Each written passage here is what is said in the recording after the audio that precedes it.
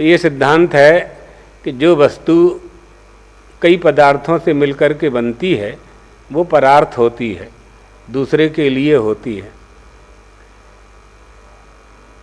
आपने मकान बनाया है तो मकान कई पदार्थों के समवेत होकर के मकान का निर्माण हुआ। ईंटा, पत्थर, लोहा, टाइल्स, मार्बल इत्यादि से, लकड़ी से मकान का निर्माण हुआ।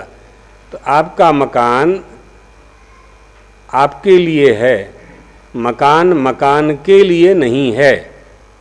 क्यों नहीं है? क्योंकि मकान कई पदार्थों से मिलकर के बनाया गया है, कई सामग्री से मिला करके बनाया गया है। संगत, जिसको संगत कहते हैं। तो जो संगत होता है वो परार्थ होता है, दूसरे के लिए होता है।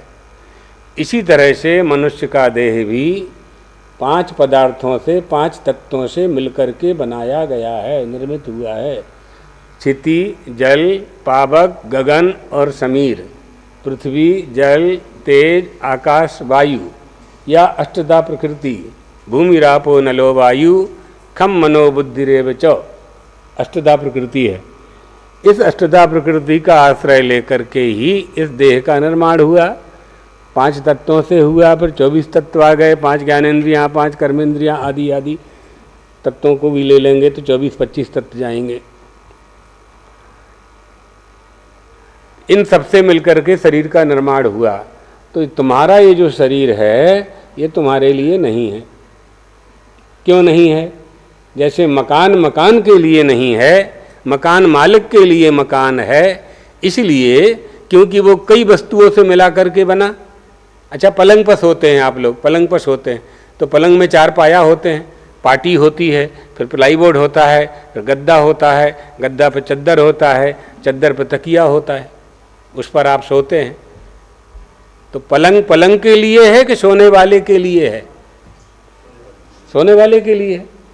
जो पलंग पर सो रहा है उसी को आनंद आ रहा है सोने का। अब पलंग पर तो 100 किलो का आदमी पड़ा हुआ है, इतना बड़ा पेट उसका हिल रहा है, प्लाईवुड में से आवाज़ आ रही है, पटिया में से आवाज़ आ रही है, सहन कर रहा है बेचारा, क्या करे, परार्थ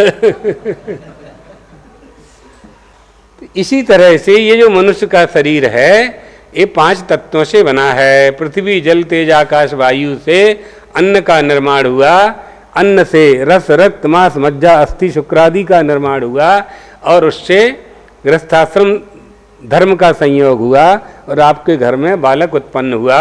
वो बालक अन्न का ही पिंड है और अन्न पृथ्वी, जल, तेज, आकाश, वायु से निर्मित हुआ है। सीधा सीधा सिद्धांत है। तो ये दूसरे के लिए है। किसके लिए है? वो दूसरा कौन है? वो ईश्वर है।